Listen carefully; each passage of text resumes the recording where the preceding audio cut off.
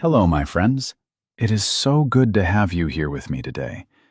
Pull up a chair, find a comfortable spot, and let's just take a breath together. Today we are going to talk about a very big word. It is a word that we hear every day in the news, in our schools, and in our neighborhoods. That word is race. Think about that word for a moment. When you hear it, what do you see? Do you see colors? Do you see different faces? Most of us think we know exactly what race is. We think it is something we are born with, like the color of our eyes or the shape of our hands. We think it is a natural part of being human. But what if I told you that the story is much deeper than that? What if I told you that race is actually a very new idea in the long history of humans? For a long time, people did not look at each other and see races. They saw neighbors, they saw strangers, or they saw people from a different village. The idea that all humans can be put into a few big color boxes is a story that humans invented. It is a story that has changed the world in powerful and sometimes very painful ways. In this podcast, we are going to walk through history together. We will look at how this idea was born, how it grew, and how it still affects us today. This isn't just a history of dates and names. It is a story about us, about how we see each other, and how we decide who belongs. My friends, as we start this journey, I want you to keep an open heart. We are going to look at some difficult parts of our past, but we are doing it to find a better future. Have you ever wondered why we focus so much on our differences instead of what makes us the same? Let's go back in time to a world before these boxes ever existed. Imagine a world where the word race didn't mean anything at all. Imagine you are standing in a busy marketplace 2,000 years ago. Maybe you are in Rome, or perhaps in ancient Egypt or China. You see people with many different skin colors. You see people with curly hair and straight hair. You see people who are very tall and people who are short. Do you think the people in that market were thinking about race? The answer, surprisingly, is no. In the ancient world, people definitely noticed differences, but they didn't group them the way we do today. If you asked an ancient Roman who they were, they wouldn't say, "I am white." They would say, "I am a citizen of Rome." They cared about your language, your religion, and which king you followed. In those times, if you lived in a different land, it was because of the sun or the cold. Ancient writers thought that people in the north were different because of the snow, and people in the south were different because of the heat. But they didn't think one group was better or worse because of their skin. They thought everyone was just a product of where they lived. Think about this. To an ancient Greek, a barbarian was just someone who didn't speak Greek. It didn't matter what they looked like. If you learned the language and followed the laws, you could belong. There was no wall built out of skin color. So, when did this change? When did we stop seeing where you are from and start seeing what you are? It took a long time, and it started with ships and the sea. The ancient world was a world of small distances, but soon the world was about to get much, much bigger. And as the world grew, the way we saw each other began to change. Now, imagine the year 1492. Great wooden ships are sailing across deep blue oceans. This was the age of exploration. For the first time, people from Europe were traveling very far away, to places like the Americas and Africa. When these travelers met new groups of people, they were often surprised. They saw people whose clothes, languages, and skin were very different from their own. At first, these were just encounters. They were meetings between strangers. But slowly, these meetings turned into something else. The explorers began to write journals. They described the people they met. They used words like savage or exotic. They began to compare these new people to themselves. Because the explorers had big ships and new weapons, they started to feel that they were superior or better. Imagine being a traveler in a land you don't understand. It is easy to be afraid of what is different. Instead of trying to learn, many explorers chose to categorize. They started to put people into groups based on how they looked. This was the first step toward the boxes we talked about earlier. These encounters weren't just about curiosity. They were about power. When you label someone as different or less than, it becomes easier to take their land or their gold. The beauty of human variety was being turned into a tool for control. My friends, this was the beginning of a shadow that would grow for centuries. How did a simple observation of skin color become a scientific rule? That is what happened next. As we move into the 1700s, something called the Enlightenment began. This was a time when people loved science and logic. They wanted to organize everything in the world. They organized plants into groups. They organized animals into groups. And then they tried to do the same thing to humans. Scientists like Carl Linnaeus, who is famous for naming plants, decided to name types of humans. He created 4 main groups based on the 4 continents he knew.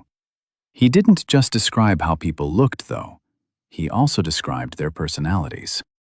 He wrote that one group was gentle, while another was stubborn. Can you see the problem here? These weren't facts. They were just his opinions and prejudices. Another man, named Johann Friedrich Blumenbach, later came up with 5 groups. He was the one who first used the word Caucasian. He thought one group was the most beautiful, and that everyone else had changed or fallen from that perfect group. These scientists thought they were being helpful. They thought they were uncovering the truth of nature, but they were actually creating a hierarchy, a ladder where some people were at the top and others were at the bottom. They were taking the whispers of difference and turning them into laws of science. Think about how powerful that is. If a famous scientist tells you that people are naturally divided into groups, you believe them. This science gave people a reason to treat others differently. It wasn't just a feeling anymore. It was proven, or so they thought. But this fake science was about to be used for a very dark purpose. Now we must talk about a very painful part of our story. As the idea of races became popular, it collided with a huge economic system, the slave trade. Millions of people were being taken from Africa to work on plantations in the Americas. At that time, many people knew that slavery was wrong.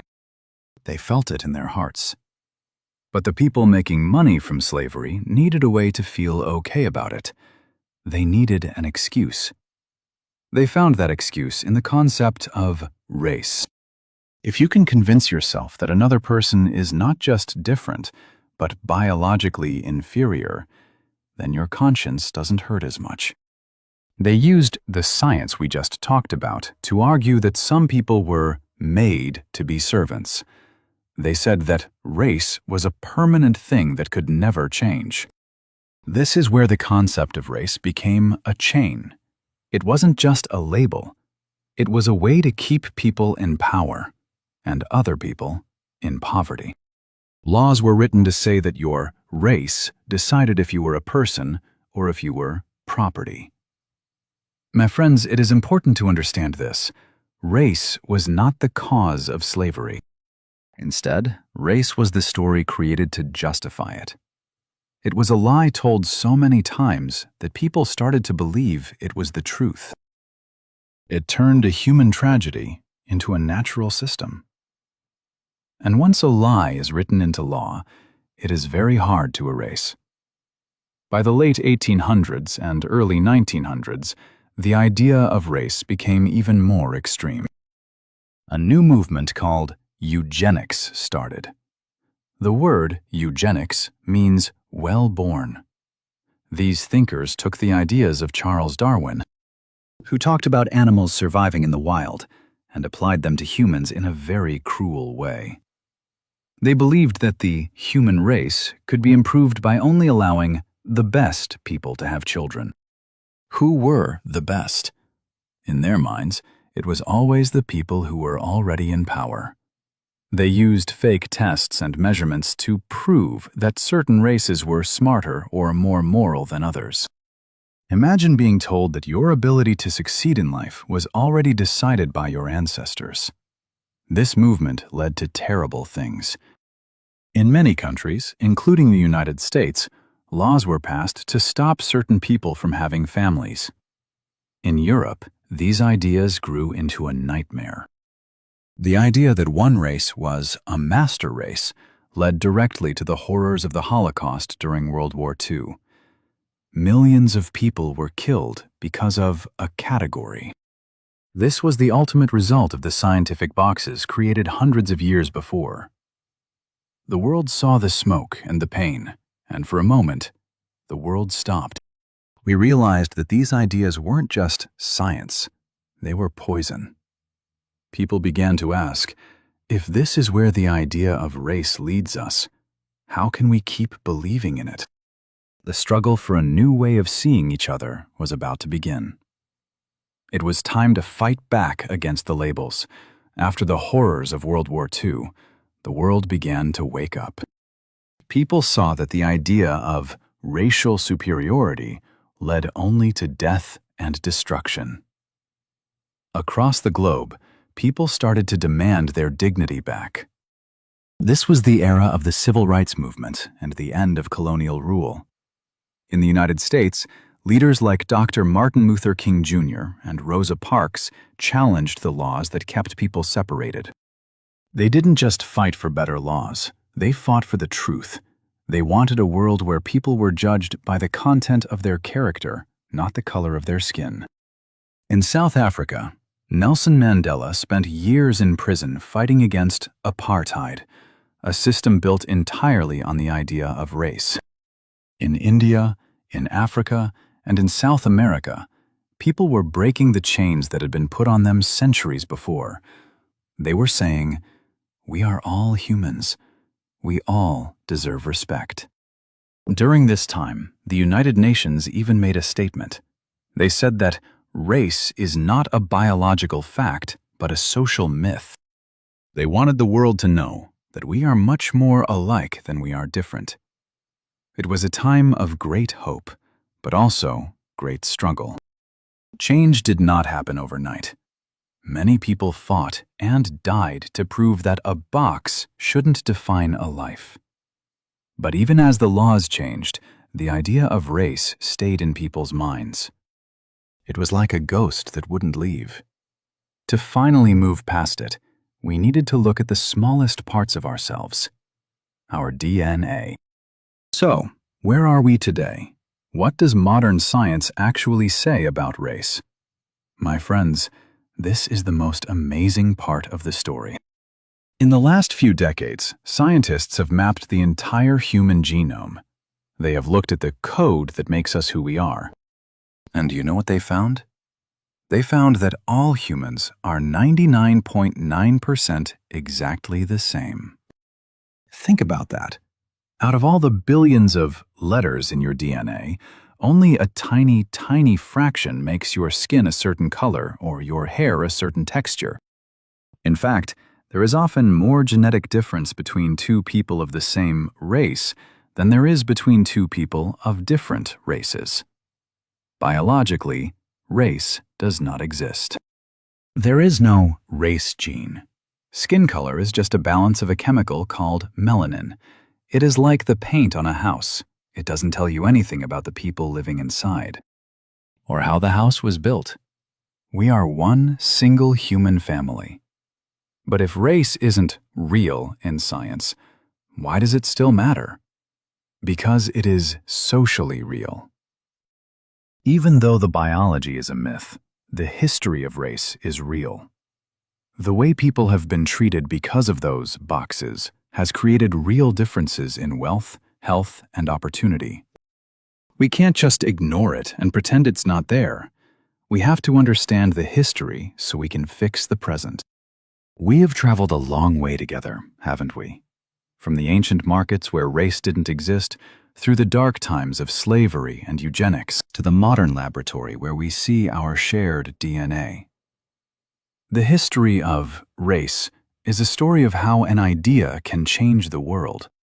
It shows us how humans can use labels to hurt each other, but also how we can fight for the truth. The echoes of this history are still all around us. We see them in how we talk, how we live, and sometimes in the fears we still carry. But here is the beautiful thing. Because the story of race was made by humans, it can be unmade by humans. We can choose to look past the labels.